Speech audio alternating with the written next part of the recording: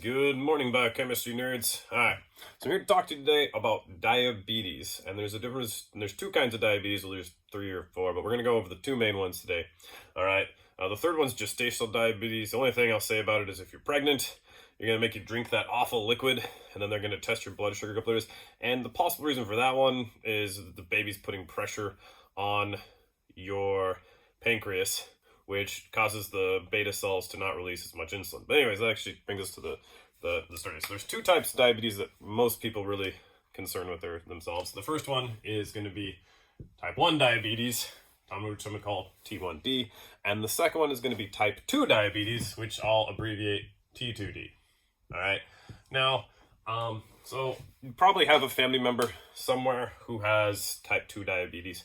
Type 1 is less common. It only makes up about 5 to about 10% of all the cases of diabetes worldwide. And type 2 makes up the vast majority with about 90%. Now, they both come from the fact that there's this hormone. This hormone's called insulin. Okay? Insulin. Now, insulin is a peptide hormone, which means it's about 32 amino acid units long.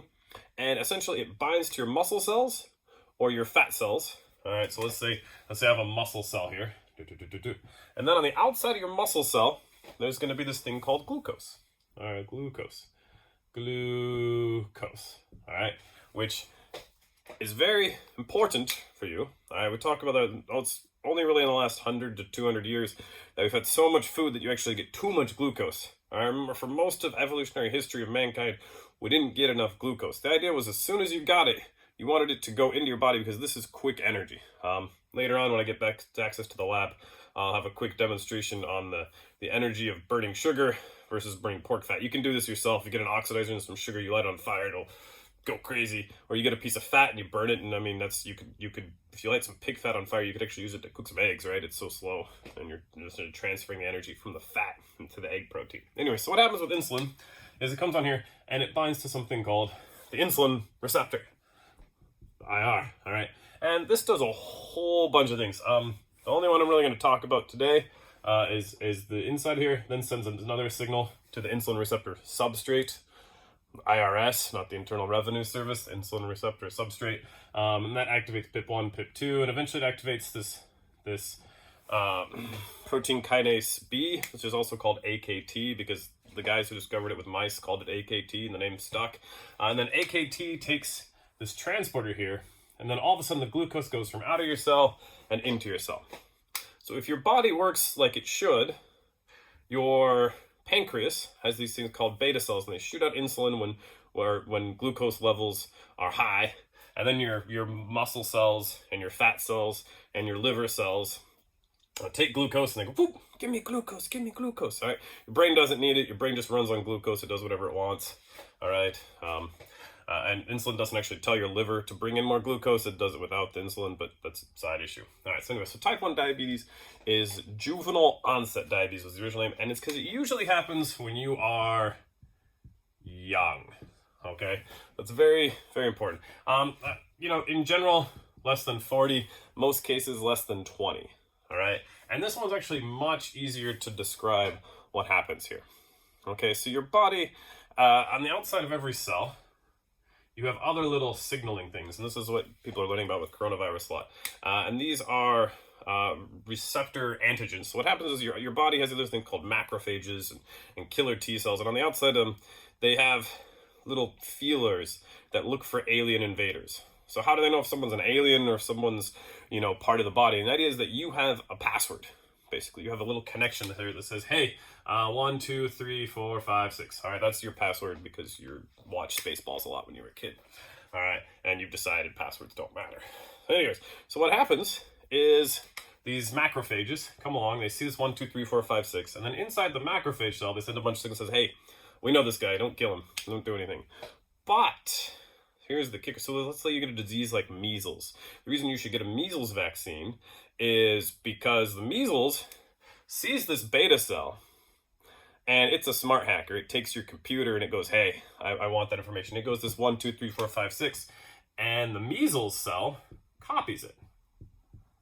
So then what happens is your macrophages, which before saw this 1, 2, 3, 4, 5, 6, they're like, hey, he's one of us. Now they see this macrophage and they go, he's not one of us.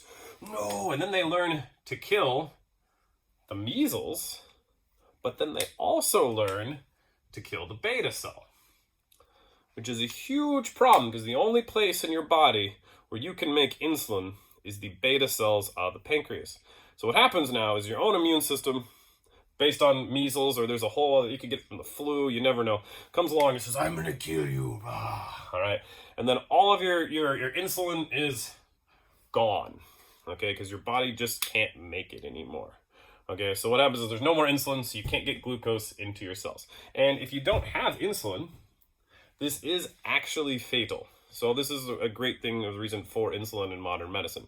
Some factors for type 1 diabetes, it's pretty much all genetic. Genetic and environment a little bit. Okay, and the reason I say that is if you have identical twins, and one of the identical twins has type 1 diabetes, the other twin has a 50% chance of getting diabetes, type 1 diabetes, okay? And so this is where if you have a twin who has type 1 diabetes, just watch your immune system, take your vitamin C, don't do anything that could risk, getting it. And really just the problem is you don't know you have type 1 diabetes until one day your urine smells sweet. You have acetone coming out of your mouth. If you ever smell somebody who has really fruity breath, it's a possibility that they have diabetes. And so that's the problem with type 1 diabetes. So type 2 diabetes is actually a lot more complicated. So the main factors for type 2 diabetes are, diet and exercise. And there is actually also a genetic component to it as well.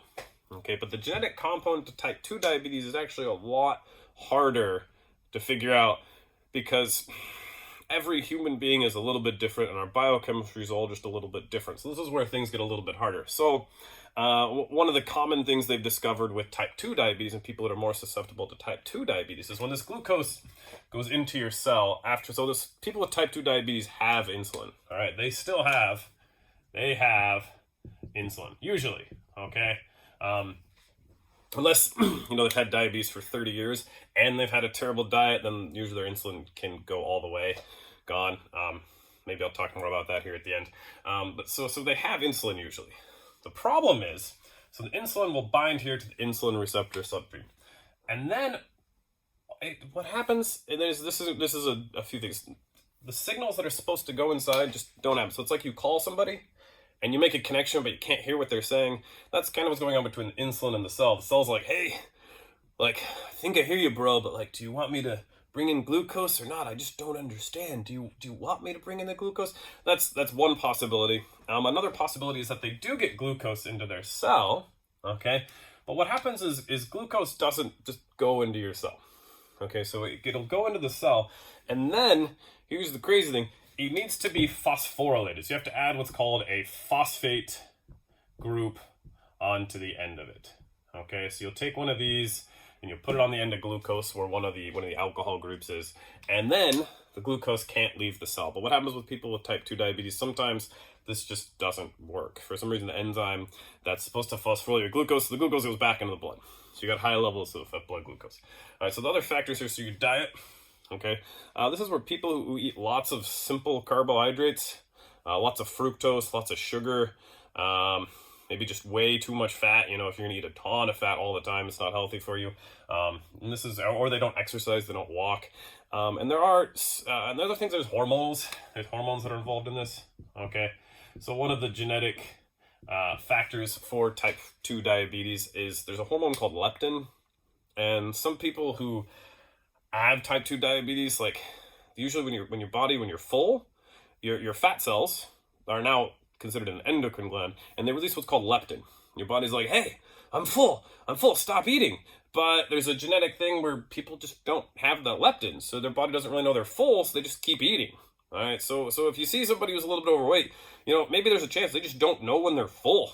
All right, and then the problem is once you do have more adipocytes, once you have more fat cells, the actual response you get from leptin, I'll go back down the hormone, you can look it up on your own, leptin is less than it would be in a normal weight person. So there's a genetic component that makes them not know when they're full, so they get overweight. And then the more overweight you get, there's this feedback mechanism where the leptin that your body does secrete is less effective than it should be. So you just keep eating food, and you don't really even know when you're full. All right, and then so you really need to take care of your diet and exercise if you get type 2 diabetes. So the other thing about type 2 diabetes is you can make the insulin more effective through medicines such as hormones. Okay, so type 2 diabetes is basically, most people that get diabetes have type 2 diabetes. Diet and exercise are super important. There's a genetic component. Okay, they have insulin. The other thing is, you might notice people with type 2 diabetes have a really hard time exercising. Okay, and so what's happening here is when you exercise, okay, I got this environment thing I'm gonna erase because I don't like having that there. When you exercise, okay, your body uses glucose for the initial burst of energy, okay, because it's a fast source. It doesn't take very long, and your muscles actually store glucose. Okay, they store it in the form of what's called glycogen. Okay, but people with type 2 diabetes, their muscle cells have lower than normal levels of glycogen. So the first 5 to 10 minutes of exercise, they don't actually have that much energy to go.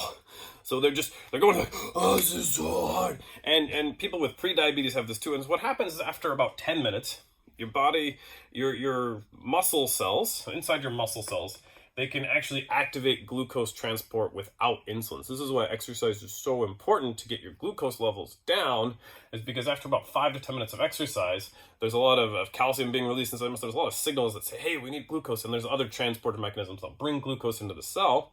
So you'll get some energy that way. And then there's something else that's called fatty acid oxidation. And so there's these fat cells, your adipocytes, your fat cells on the adipose. They go like, hey, we understand you need some energy. And then they break up, you've heard of triacylglycerols, right?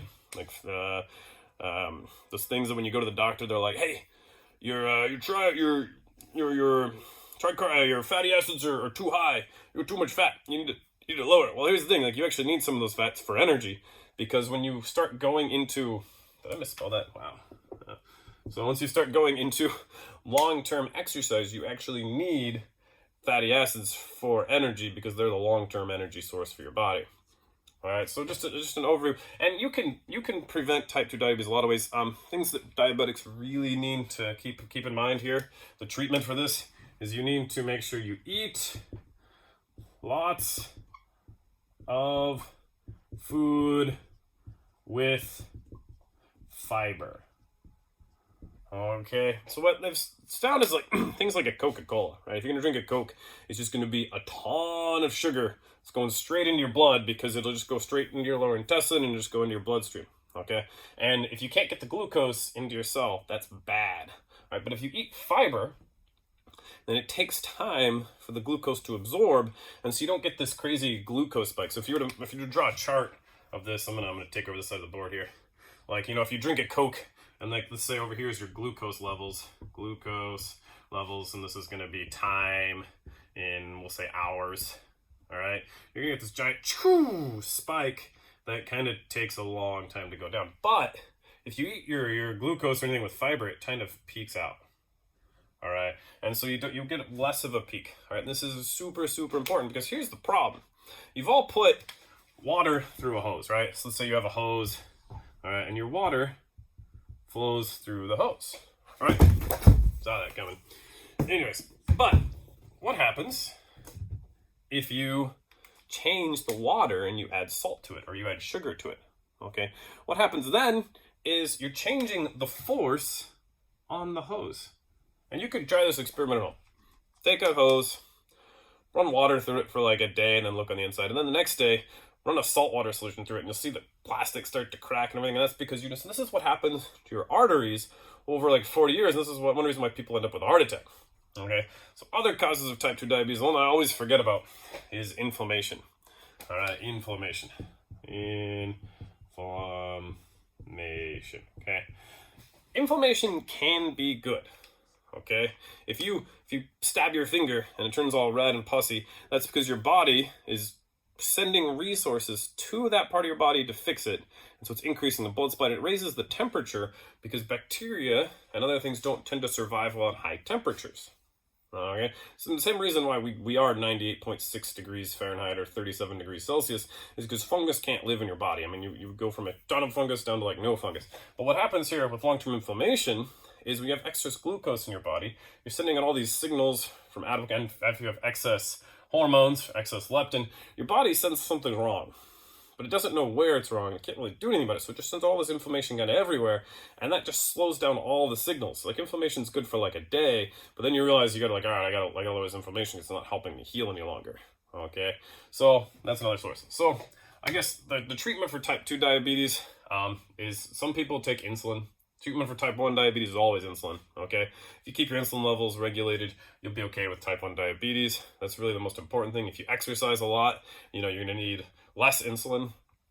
If you exercise more, or if you exercise less, you're going to need more insulin. And it's because your muscle cells actually absorb glucose on their own. Okay, please leave any comments below. If you have any questions, I'll definitely do some more videos about gluconeogenesis, which is one of the reasons why there's less glucose in your cells. And we'll talk about that more later. Anyways, have a good day. Bye.